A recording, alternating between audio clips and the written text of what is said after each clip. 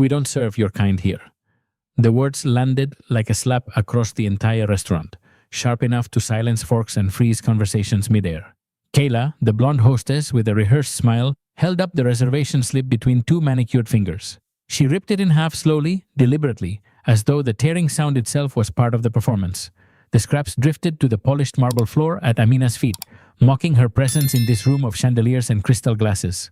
Every eye turned. Conversations dissolved into uneasy whispers. The Sterling House, one of Manhattan's crown jewels of fine dining, suddenly became a stage where dignity and cruelty collided. Amina stood in her tailored navy blazer, the cut perfect, the stitching precise. Her hair swept back, her posture straight. She looked like she had walked out of the pages of a luxury magazine. And yet, in this moment, she was being cast as an intruder. Phone cameras emerged like weapons. Guests who had never met her now documented her humiliation, hungry for spectacle or maybe for justice. The silence of the restaurant was louder than any words, amplifying the insult still hanging in the air. Kayla's smirk widened as if to say, "You don't belong here, and I want everyone to see it." But Amina did not flinch. She simply tapped one manicured finger against the leather strap of her Hermes bag, a rhythm only she seemed to hear. It was the rhythm of restraint, of timing, of knowing something the others in the room could not imagine. What Kayla didn't realize, and what the diners were about to witness, was that the woman she tried to humiliate was no ordinary customer.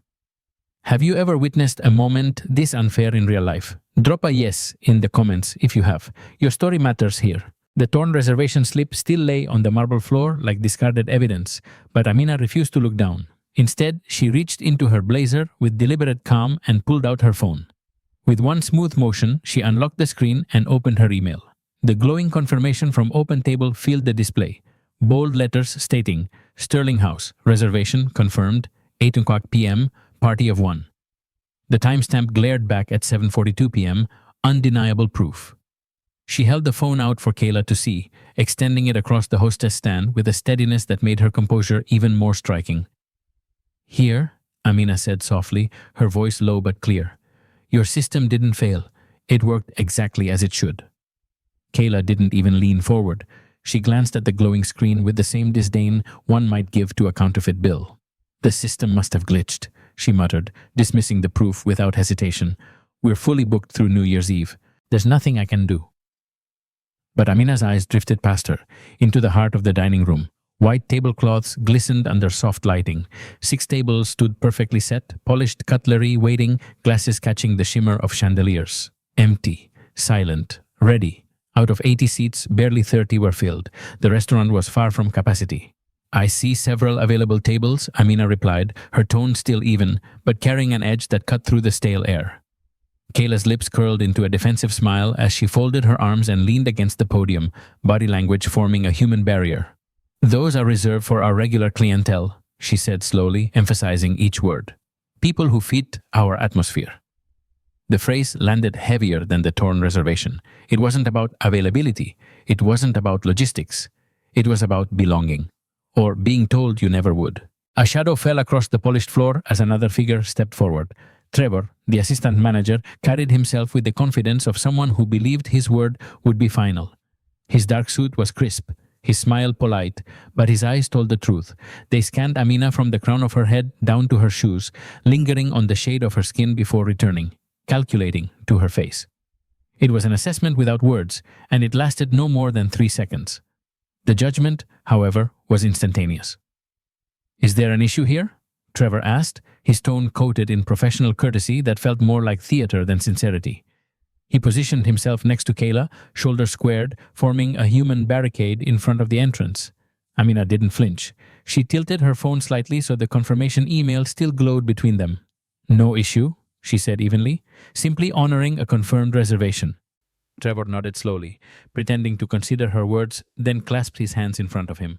"Our establishment prides itself on certain standards," he said, letting the word linger, weighted with unspoken meaning. His smile never reached his eyes. "Our guests expect a particular atmosphere, refinement, exclusivity, a sense of belonging. I'm sure you understand." The word standards hung in the air like an accusation. It wasn't about clothing, posture, or behavior. It was about identity. Amina had heard the coded language before, first in graduate school boardrooms, later in country club lounges, and now again, dressed in the velvet voice of hospitality. Always the same dance, discrimination hidden behind a mask of policy. From the nearby tables, conversations hushed further. Some diners sipped wine with forced nonchalance. Others leaned subtly to watch the exchange unfold. Their eyes flicked between Trevor's polished assurance and Amina's serene composure, as though deciding which reality they preferred to believe. But beneath her calm surface, Amina felt the rhythm of that tapping finger again against her Hermes bag, the rhythm of patience sharpened into resolve. This wasn't the first time she had been measured against someone else's so-called standards. The difference tonight was that she was prepared to redefine exactly what those standards meant. At table 12, a young woman looked up from her half-finished plate. Leland Gwynn, 28, food blogger turned micro-influencer, had come to Sterling House chasing flavors and content. But the real story was unfolding only a few feet away, at the polished podium where Kayla and Trevor stood shoulder to shoulder like gatekeepers of some ancient fortress. Her instincts screamed before her mind caught up. Without hesitation, Lila unlocked her phone, thumb sliding to Instagram. She tapped Go Live. The screen brightened, and within seconds, a small circle of viewers joined. Her voice dropped to a whisper, meant for the lens, not the room. Hey everyone, it's Lila. I'm at Sterling House, and something's happening at the hostess stand. This is not okay. The counter ticked upward, 47, 89, 156. Numbers climbed like a drumbeat of witnesses entering the digital space. Strangers scattered across the city, the country, maybe the world, were now pulling up chairs to the same table. Lila angled her phone carefully, capturing the posture of Kayla's folded arms, Trevor's patronizing smile, and Amina's quiet stillness in her navy blazer. The contrast was electric. Arrogance braced against dignity. A guest at the next table leaned in, whispering nervously, while another shifted uncomfortably, glancing at the glowing screen in Lila's hand. Meanwhile, Kayla seemed oblivious to the growing chorus beyond the glass rectangle, continuing her performance of control. Trevor's voice carried phrases like our standards and atmosphere, unaware that every syllable now traveled far beyond the dining room's dim lighting. In the chat, messages exploded. What's going on? Film everything. This feels wrong. The live stream had become a second spotlight, burning brighter than the chandeliers. Amina, still silent, allowed the silence to stretch, her calmness amplifying the humiliation intended to break her. She knew the cameras, both in diners' hands and now online, would turn this moment into evidence, into story, into something larger than Sterling House. If you believe the power of live streams can uncover the truth and bring justice, tap the like right now. Your support matters more than you think. The air inside Sterling House had already grown tense, but Kayla decided to push it further, her smile curdling into something cruel. She leaned forward across the podium, lowering her voice just enough to feign discretion while ensuring it carried across the nearby tables. Look, honey, she whispered, her tone dripping with false pity. This isn't a place for food stamps. Maybe try somewhere a little more budget-friendly. The words detonated like a grenade. Diners froze mid-bite, wine glasses suspended halfway to lips. The insult was sharp, personal, and unmistakable, its venom carefully chosen to cut deeper than any polite rejection could. A gasp rose from a table of tourists near the window. At another table, a middle-aged man slowly set his napkin down, staring at Kayla with visible disbelief. All around, phones lifted higher, lenses zooming in. The humiliation was no longer confined to Amina. It belonged to every witness now. On Lila's live stream, comments surged across the screen in furious waves. Did she just say food stamps? Unbelievable! Keep recording, don't stop. But Amina didn't react. She remained perfectly still, her breathing steady, her face carved in serenity. If the insult had been designed to provoke outrage, it failed. The only movement came from her hand, resting lightly on the Hermes bag at her side. The faint outline of a black card peeked from its fold, the unmistakable American Express Centurion. It was a quiet rebuttal, a silent declaration of worth. Anyone paying close attention could see it, yet Amina made no effort to flaunt it. She let the image linger, understated and powerful, a stark contrast to Kayla's loud cruelty. The silence that followed was suffocating. Even the waiters, trained to glide through any tension, stood rooted in place. Sterling House had become a theater of contradiction, a staff intent on exclusion and a woman whose mere composure threatened to expose the emptiness of their performance. And though Kayla's words had cut deep, they revealed more about the establishment than about Amina herself. The insult was supposed to diminish her. Instead, it illuminated exactly who they were. The restaurant was locked in a suffocating silence, the kind that follows an insult too sharp to ignore. Every gaze hovered on Amina, waiting, hoping even for a reaction. But instead of lashing out, she adjusted her stance with quiet precision, her hand sliding along the leather strap of her Hermes bag. For a fleeting second, something metallic caught the glow of the chandeliers.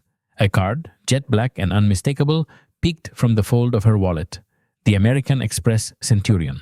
Its matte surface and engraved edges didn't need an introduction. Everyone in the room who recognized it knew the truth. This was not just a piece of plastic, but a symbol of access reserved for the ultra-elite. An annual fee of $10,000. No preset spending limit. An object more exclusive than any table at Sterling House. Kayla's smirk faltered ever so slightly, though she tried to mask it with a sharp turn of her chin. Trevor, still beside her, caught the glint but dismissed it with a forced laugh, as though refusing to believe what he saw. But diners nearest to the stand exchanged glances, their eyes widening at the quiet reveal. Inside the open flap of Amina's bag, another clue lay in plain sight. A boarding pass stub, neatly folded, its lettering visible to anyone observant enough. Emirates, first class. Dubai to JFK. Seat 2A. A single ticket worth more than most people's monthly salaries. Evidence of a life measured in boardrooms and air miles. Amina glanced down at her Cartier Santos watch, the face gleaming in the dim light. The hands pointed to just past 8. She tapped the crystal once, almost like a conductor marking time. 10 minutes, she murmured under her breath, just loud enough for Trevor to hear. The countdown had begun. Not for her dignity, she had never lost it, but for Sterling House itself. While the staff clung to their illusion of power, the quiet signals of who she truly was had already shifted the balance. Those subtle props, lying casually within reach, whispered a truth more explosive than any argument.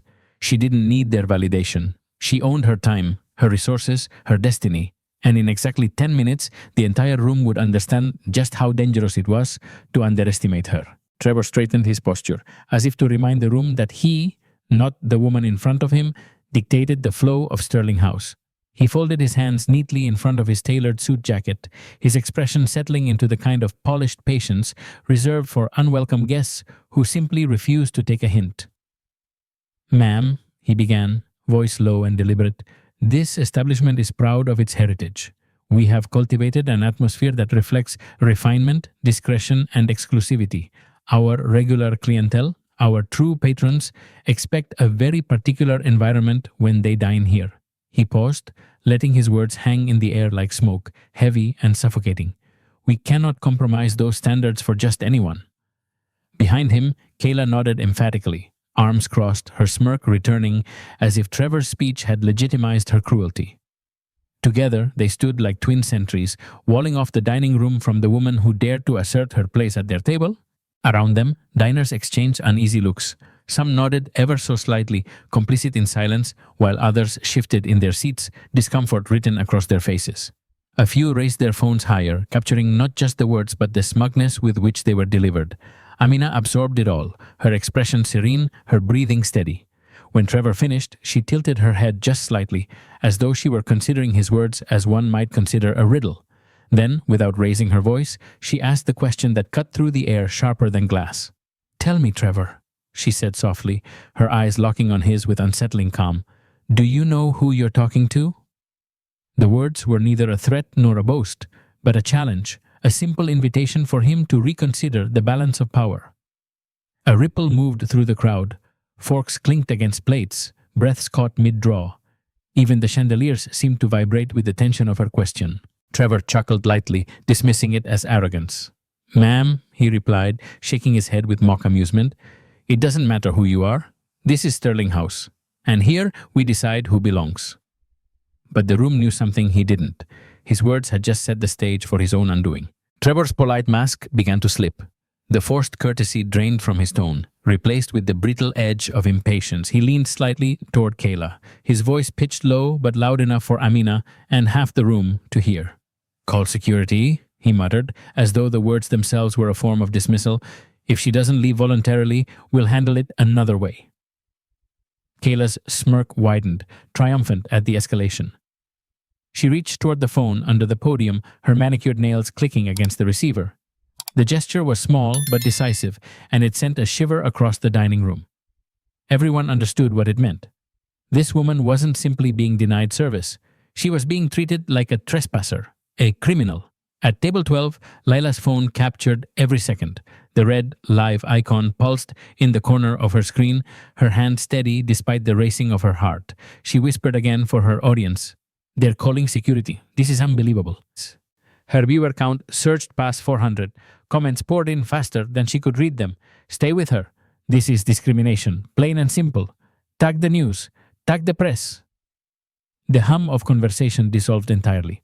Diners shifted uncomfortably, some hiding behind their menus, others openly filming. The Sterling house, once proud of its exclusivity, was now trapped inside its own glass cage, every move projected to an audience far beyond its walls. And yet, at the center of it all, Amina stood perfectly still. Her expression hadn't changed. Her hands remained loosely clasped in front of her.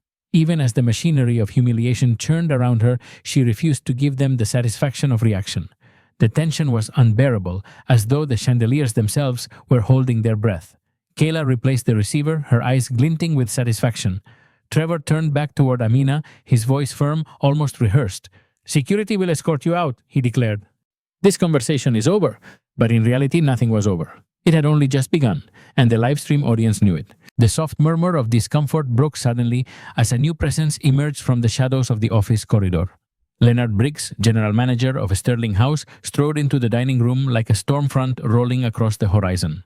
12 years of running the restaurant had given him an air of authority. Silver hair, tailored navy suit, polished shoes clicking against the marble.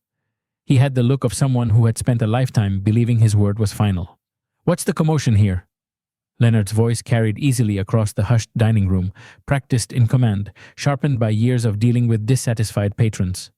Trevor straightened instantly, relief flashing across his face. Reinforcements had arrived.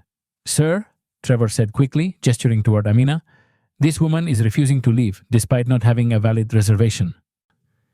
Leonard's eyes swept over Amina in a single calculated motion, head to toe, resting briefly on her skin, then flicking upward with a practiced neutrality that was anything but neutral.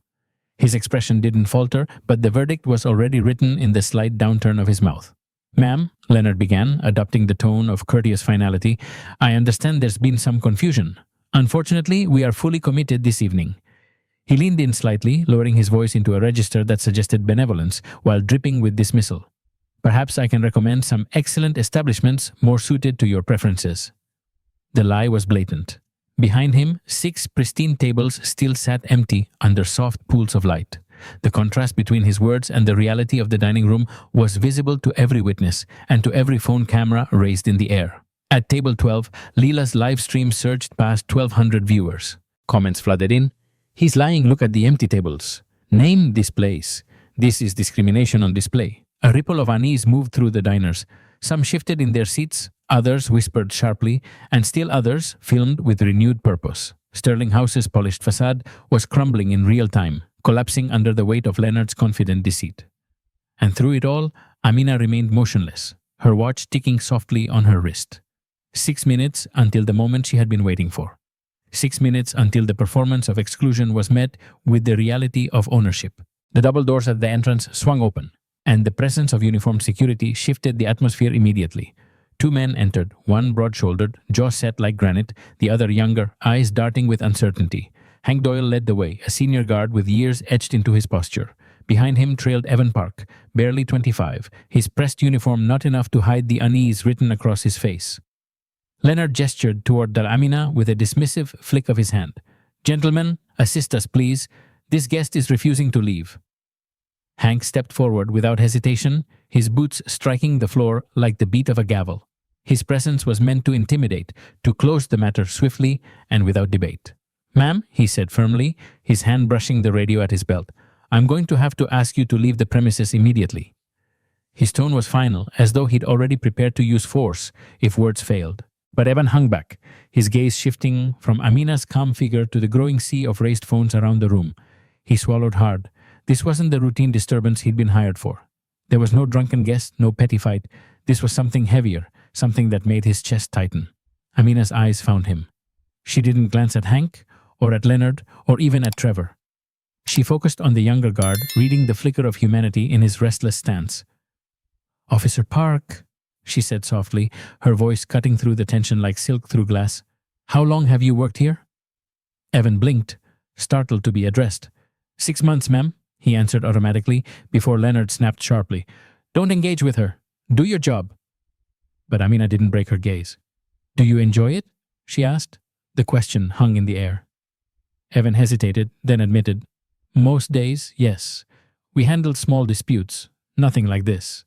His voice trailed off as his eyes flicked nervously toward the diner still filming. It was a moment of fracture, a crack in the wall Sterling House had built around itself. And Amina, perfectly composed, had found the exact place to apply pressure. The silence was suddenly broken by the sharp scrape of a chair against marble. At table 6, an elderly couple rose to their feet. The man, white-haired and distinguished in a navy blazer, tossed his napkin onto the half-finished meal with a gesture so sharp it cut through the heavy air. His wife clutched her pearls, her face pale with indignation. "Check, please," the man said loudly, his voice carrying across the room with deliberate force. Every eye turned toward him as he glared at Leonard and Trevor. "We're leaving." Their waiter rushed forward, confusion etched on his face. "Sir, was there something wrong with your meal?" "Yes," the man snapped, his words crisp and unmistakable. He gestured toward the scene at the hostess stand. "The management, that's what's wrong." A hush swept through the room as the words landed. Diners who had tried to hide behind menus now lowered them. Some nodded subtly in agreement, others shifted uncomfortably, as though recognizing the truth spoken aloud. The elderly couple's departure was more than a protest. It was a rupture in the fragile performance of Sterling House's exclusivity. The woman's heels clicked defiantly against the marble as she followed her husband toward the door. Their half-finished bottle of Bordeaux, worth at least $300, sat abandoned on the table, a silent symbol of the cost Sterling House had just incurred, not in wine, but in reputation. Phones followed them, capturing their exit. Lila's live stream audience erupted, comments flooding. "Even other guests are leaving. This is bad business, plain and simple. Name and shame this place." The viewer count ticked higher, surging past 1,500. Leonard's jaw tightened, but he said nothing. Trevor shifted uncomfortably, his polished confidence fraying at the edges. Kayla tried to hide behind the podium, but the smirk she had worn minutes earlier was gone. And through it all, Amina remained still, her eyes following the couple as they walked out. There was no triumph in her gaze, only quiet acknowledgement. Their act of conscience had shifted the room's gravity. The first domino had fallen, and Sterling House's carefully curated facade was beginning to collapse under its own weight. The echo of the couple's exit still lingered in the marble hall when Amina's phone vibrated softly in her hand. She glanced down without breaking her serene expression. Her thumb hovered briefly, then tapped a sequence of words with surgical precision. "Confirmed. Option 7 authorized. Deploy immediately." The message flew into the ether, silent but absolute. Within seconds, a reply lit the screen. "Understood. ETA 2 minutes." Amina slid the phone back into her Hermes bag, her movements calm, deliberate, almost ritualistic. To the untrained eye, it looked like nothing at all, just another guest checking her messages. But for anyone watching closely, it was a moment charged with invisible current. Outside, beyond the tall panes of glass that framed Sterling House like an aquarium, a black Escalade idled at the curb. Its tinted windows reflected the golden glow of the restaurant's chandeliers, concealing the figures inside. Yet if one looked carefully, shadows moved within. Documents shifting hands, the glint of leather briefcases, the faint silhouette of men in tailored suits. Inside the dining room, the tension mounted. Kayla returned the phone to its cradle, smugly satisfied with her call for security. Trevor stood taller now, convinced the arrival of guards would end the spectacle.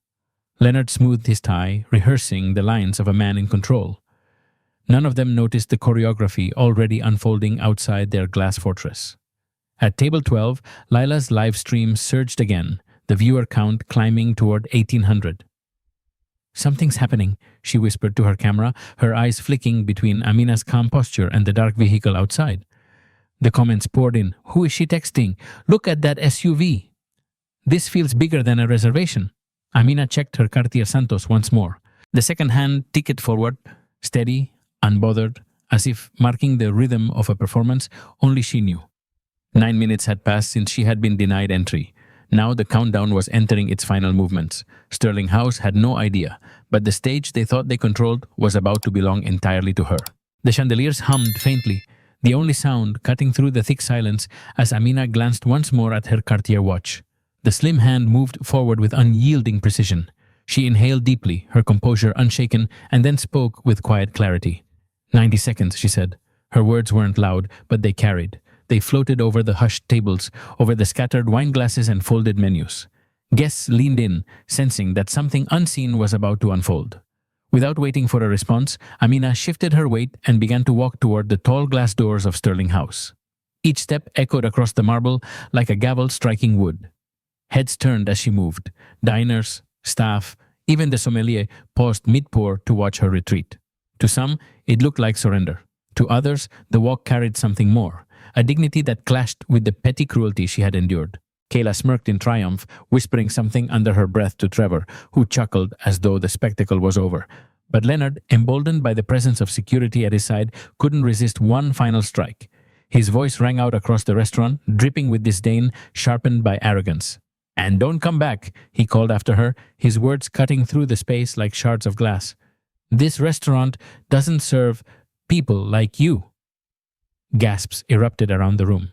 A woman at the corner table put her hand to her mouth, horrified. A businessman near the bar muttered, "Did he really just say that?" Phones tilted higher, red recording lights glowing like judgmental eyes. Amina paused at the threshold, her hand resting lightly on the glass door. For the first time that evening, a genuine smile curved across her face. It wasn't bitter, nor forced, but laced with quiet certainty. She turned back just enough for her words to reach Leonard, her gaze steady and unflinching. "You're right, Mr. Briggs," she said, her tone calm, almost gentle. "After tonight, this restaurant will never serve people like me again." The room shivered. The smile was wrong somehow, too assured, too knowing.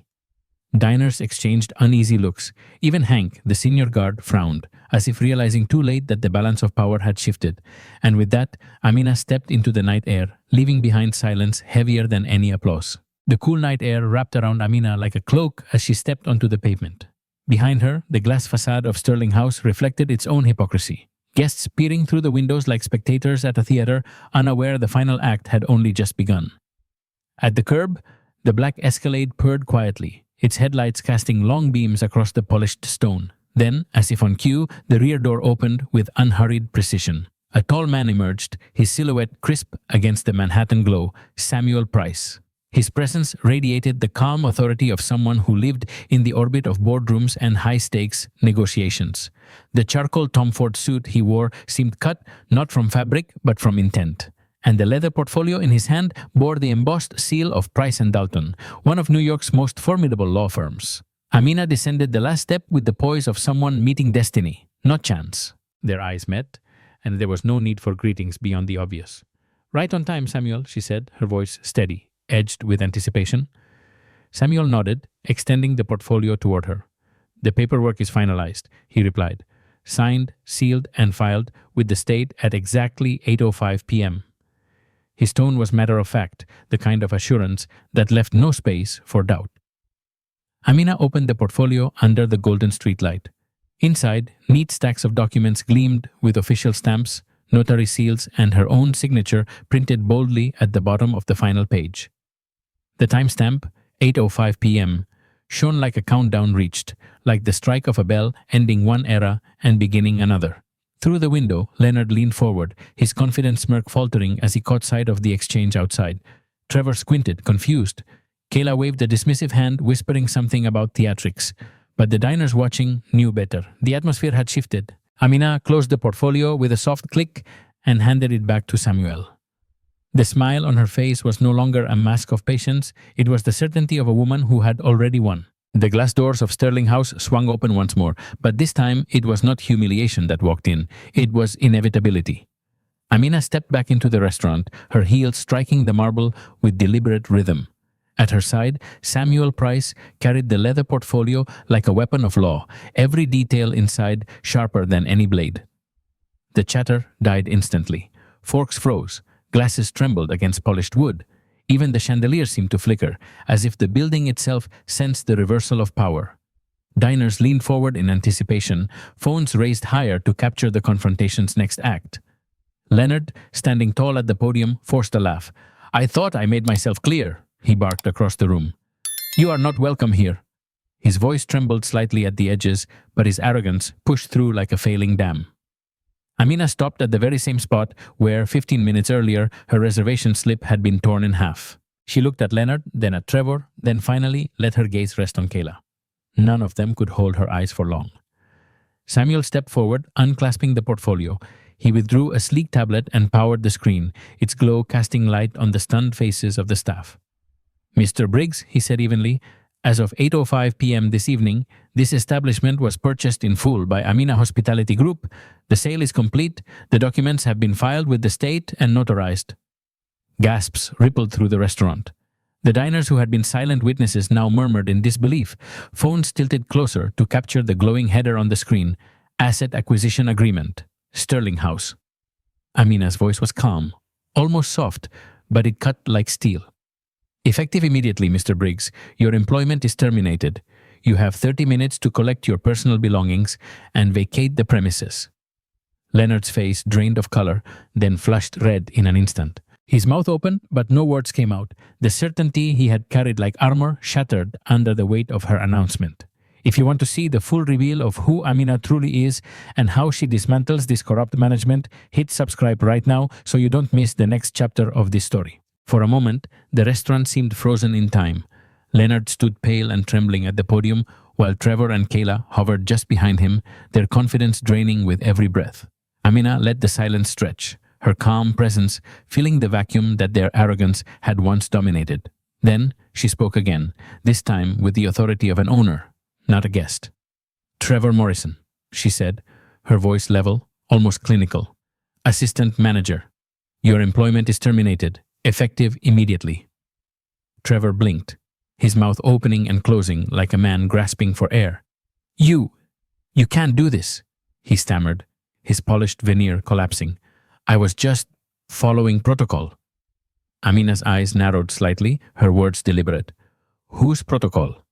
"Show me the written policy that instructs the staff to deny service based on race." "You can't, because it doesn't exist. What does exist is your conduct tonight, witnessed by every diner here and thousands online." Trevor faltered, his hands trembling as the phones zoomed in on his paling face. Amina turned her attention to the hostess. "Kayla Foster, your employment is likewise terminated for gross misconduct and violation of anti-discrimination standards." Kayla's jaw dropped. Her smirk dissolved into panic. "You can't fire me just for doing my job. This is discrimination against me," she cried, her voice sharp and shrill. "No, Miss Foster," Amina replied coolly. "You're being dismissed for telling a paying customer that this restaurant doesn't serve people like her. That was your choice, not your job description." The crowd murmured in agreement. Even diners who had stayed quiet now shook their heads at Kayla's protests. Finally, Amina shifted her gaze toward the younger guard still standing awkwardly near the entrance. Evan stiffened as her eyes found him. "Officer Park," she said, her tone softening. "Tonight, when others mocked or threatened, you showed hesitation. That hesitation matters. It means you still have humanity in you. Effective immediately, you are promoted to head of security for this location. Your new salary is $65,000 annually with full benefits." Evan's eyes widened. He struggled to speak, his throat tight.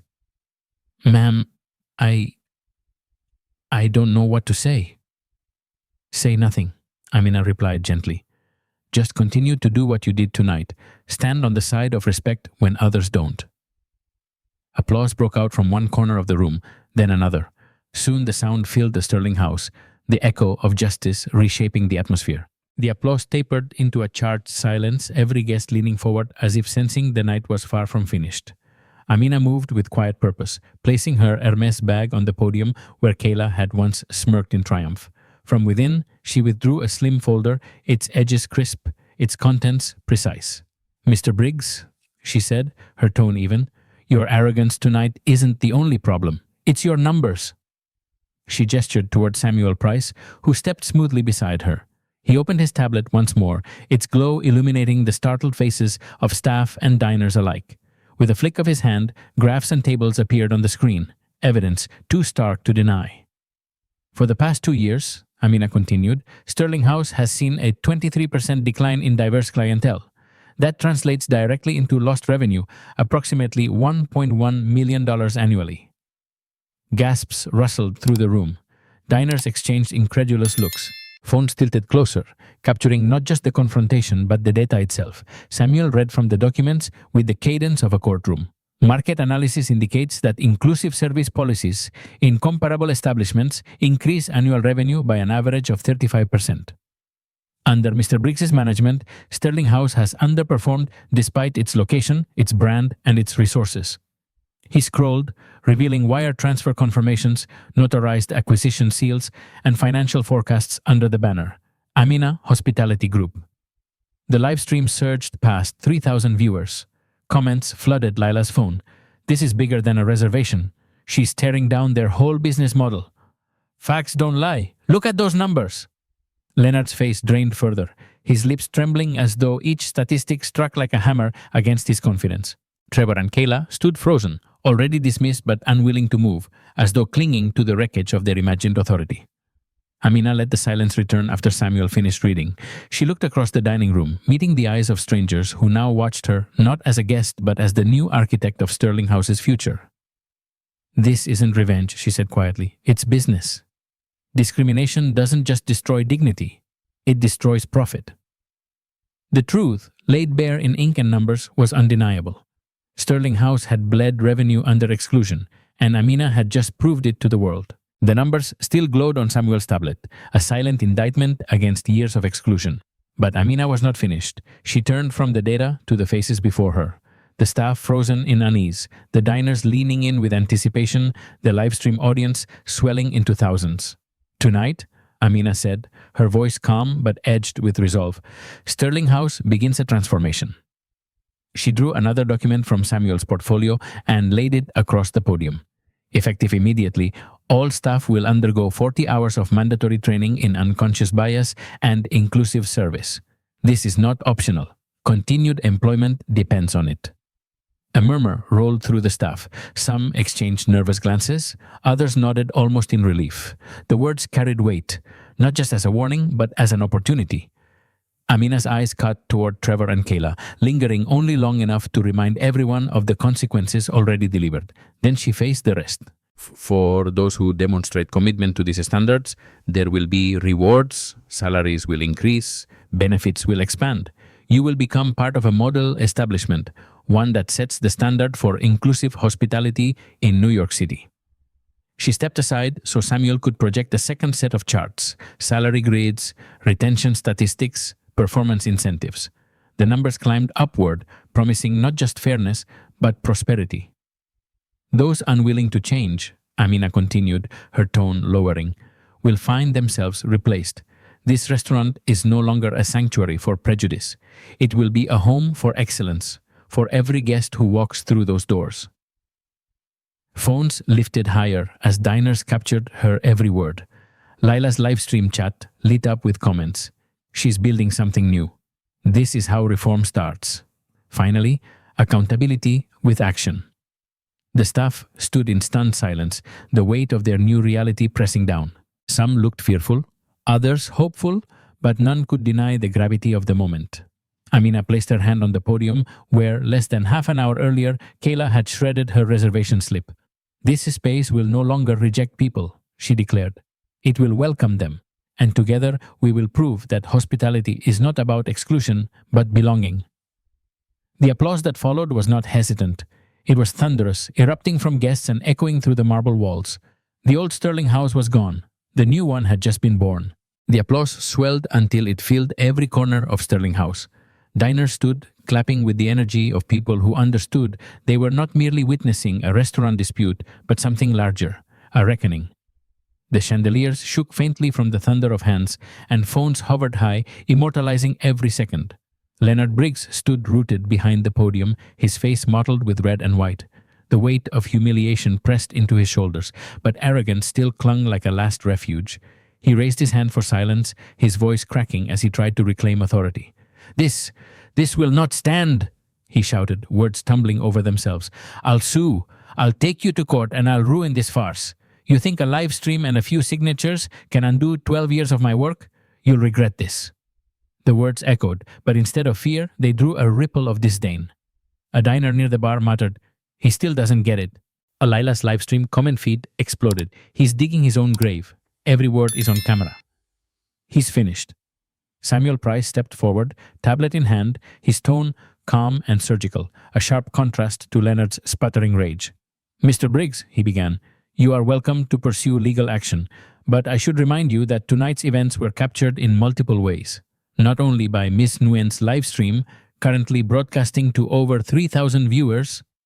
He tilted the tablet slightly, showing the scrolling torrent of comments, but also by Sterling House's own security cameras, which record audio and video at every entrance. He swiped, and a still frame appeared on the screen. Leonard, mouth open mid-sentence, his words, "This restaurant doesn't serve people like you," frozen in crisp, high definition. Gasps rippled through the room once again. Samuel didn't raise his voice. He didn't need to. Add to that the testimony of every diner present, staff reports we've already collected, and financial documentation of discriminatory patterns. He turned the screen so the crowd could see the growing archive. "You will not be suing your way back into this job, Mr. Briggs. You will be defending yourself in court." The applause reignited, louder than before, fueled not by shock this time but by justice, landing with precision. Leonard sagged against the podium, his bluster collapsing into silence. And at the center of it all, Amina stood serene, letting the weight of truth settle into every corner of the restaurant. Sterling House was no longer his empire. It was hers. When the applause subsided into a charged hush, all eyes returned to Amina. She stood tall at the podium, her navy blazer catching the light, her presence filling the room, not with noise, but with certainty. She waited a bit longer, ensuring that every diner, every staff member, every phone camera was focused squarely on her. "Let me be clear," she began, her voice calm but commanding. "What happened tonight was not just an insult to me. It was an insult to every person who has ever been told they don't belong, not because of their abilities, but because of their identity." She let the words sink in before continuing, shifting seamlessly from personal to structural. "Discrimination is more than morally wrong. It is bad business." The phrase landed with weight. A few diners nodded instinctively, recognizing the precision of her argument. Samuel tapped his tablet, projecting a chart of Sterling House's declining revenue compared with inclusive establishments across Manhattan. The evidence glowed on the screen, numbers dipping sharply under Leonard's tenure, numbers climbing wherever inclusion had been embraced. Every guest turned away tonight represented not only a betrayal of values, Amina explained, but a lost opportunity, one that compounded over years into millions in revenue. Under this management, Sterling House has hemorrhage potential, choosing arrogance over growth. That ends today. She moved from the podium into the center of the dining room, her steps measured, her eyes locking with staff and guests alike.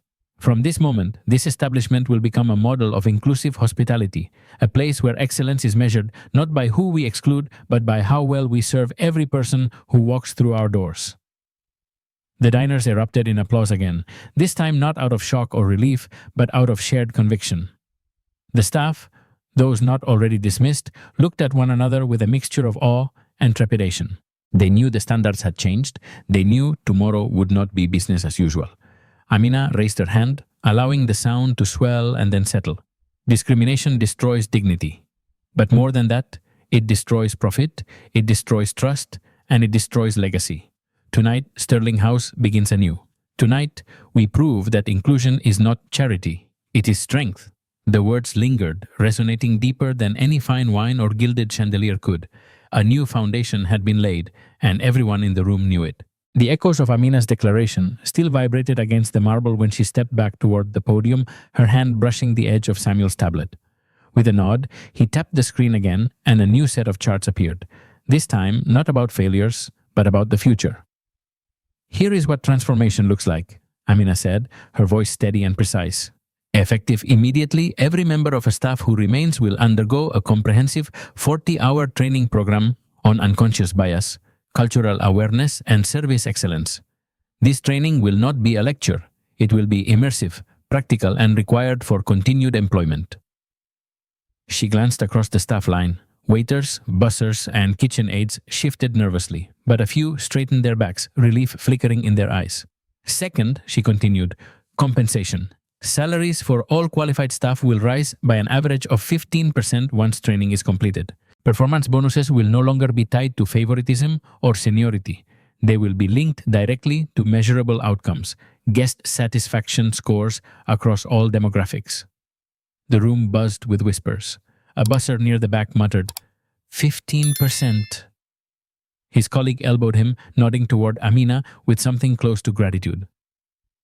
Samuel swiped to another slide, a chart labeled Service Equity Index. This, Amina explained, is the new standard. Every server, host, and manager will be evaluated not just on efficiency, but on inclusivity, whether every guest feels welcomed and respected. We will use mystery diners, feedback surveys, and public reviews to measure this. Consistently strong scores will mean quarterly bonuses. Poor scores will mean replacement. Her tone sharpened. Excellence is no longer optional. Hospitality is no longer selective. The culture of Sterling House will be rebuilt from the ground up. For a moment, silence reigned, heavy with the weight of change. Then, slowly, a sound broke it, the tentative clap of a busboy near the kitchen. Another server joined, then another. Within seconds, a ripple of applause had spread, not thunderous like the guests' cheers, but steady, cautious, and genuine. The staff who had once feared Amina now began to realize this was not the end of their world. It was the beginning of something better. The applause tapered off, replaced by a silence heavy with expectation. Amina glanced toward the younger guard. "Mr. Park," she said clearly, her tone both commanding and reassuring, "your first assignment as head of security begins now. Escort Mr. Briggs and Mr. Morrison from the premises. They have 30 minutes to collect their belongings." Evan stiffened, the weight of authority landing on his shoulders. But when his eyes met Amina's, he found steadiness there, the kind that steadied him in return. He nodded firmly. "Yes, ma'am." Leonard scoffed, his voice sharp with disbelief. "You can't possibly think I'm going to be marched out of my restaurant like a criminal." His protest was loud, but his stance betrayed the truth. He was cornered, his authority already dismantled. Trevor, pale and trembling, tried to cling to dignity. "This is humiliating," he whispered, half to himself. "I gave years to this place." Evan stepped forward, his posture professional but not cruel. "Gentlemen, this way, please." His voice held a balance of respect and firmness, an echo of the humanity Amina had seen in him earlier. For a moment, Leonard resisted, gripping the edge of the podium as if it could anchor him to his fading power. But then the eyes of the room pressed against him. Diners recording, staff watching, Amina standing silent and resolute. He released his grip, his hand shaking as he stepped down. Trevor followed reluctantly, his gaze darting around the room, desperate for sympathy, but finding none. Kayla, already dismissed, kept her distance, arms wrapped tightly around herself. As Evan guided the two men toward the exit, the atmosphere in Sterling House shifted. The oppressive tension that had gripped the dining room began to lift, like storm clouds breaking after a long night. Diners exhaled, some quietly, others with audible relief. A waiter near the bar whispered, "Finally." Yeah. Phones recorded the walk of shame. Leonard's rigid back, Trevor's downcast eyes, Evan's steady escort. And when the heavy glass doors closed behind them, the dining room seemed to breathe for the first time in hours. Amina stood where she had been humiliated at the beginning of the evening. Now, the energy in the room was different. Lighter, expectant, almost hopeful. Sterling House was no longer under their control. It was hers. And the air itself seemed to recognize the change. The heavy doors closed behind Leonard and Trevor, leaving Sterling House strangely quiet. For a moment, the staff clustered together like a ship's crew after a storm, uncertain, rattled, yet undeniably relieved. All eyes turned back to Amina. She let the silence linger, then reached into Samuel's portfolio and drew out another set of documents, their letterhead bold and unmistakable. "Transformation doesn't end with firings," she said, her voice softer now, carrying encouragement instead of confrontation. "It begins with learning." She held the papers up so that the staff could see. Sterling House will be entering a formal partnership with Cornell University's School of Hotel Administration.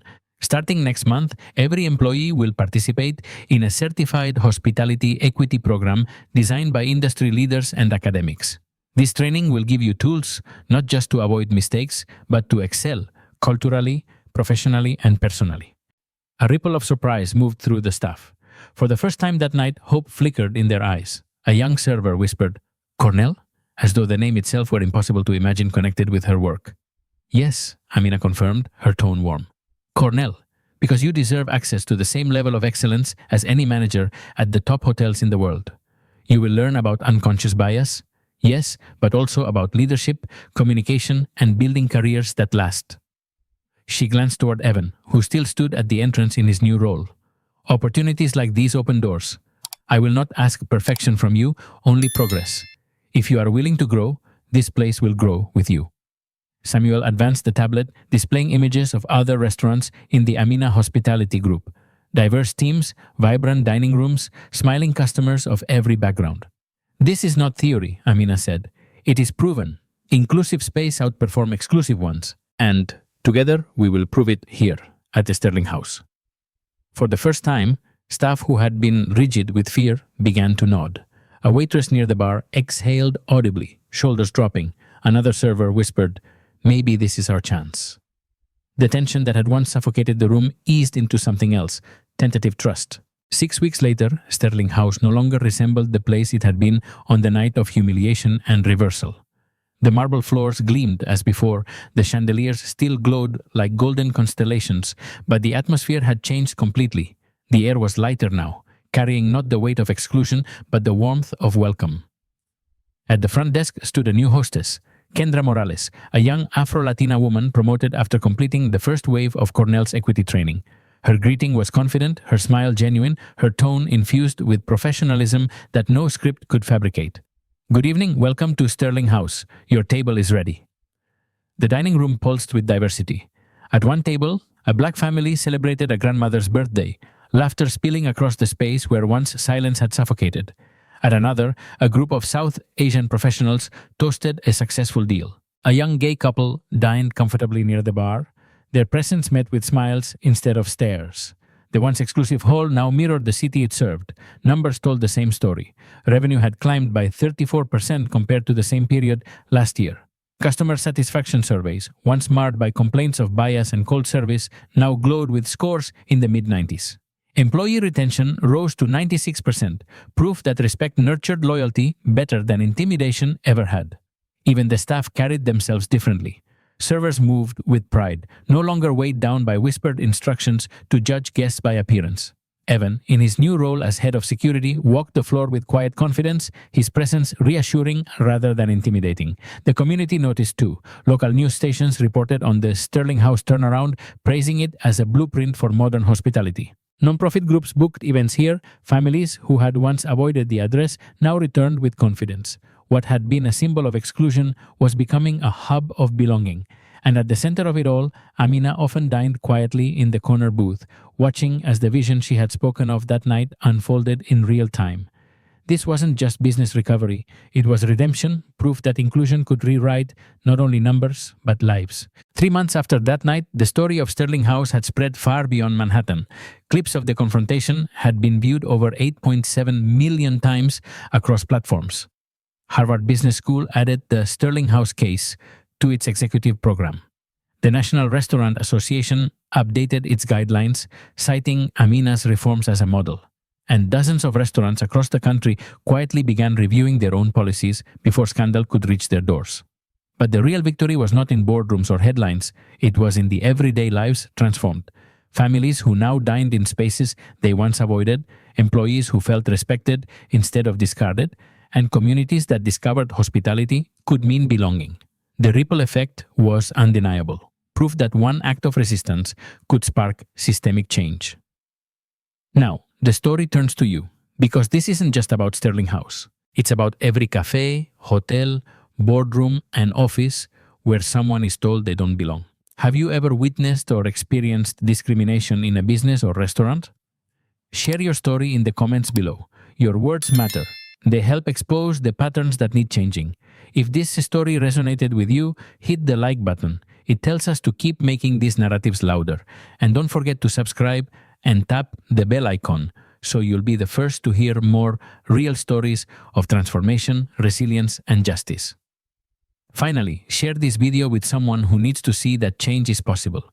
Together, we can turn humiliation into reform, pain into power, exclusion into belonging. Because as Amina proved, discrimination isn't just morally wrong, it's bad business. And when communities demand better, the world has no choice but to follow. What systemic changes would you implement if you had Amina's influence? Let's start the conversation in the comments and maybe, just maybe, start building the next wave of transformation together.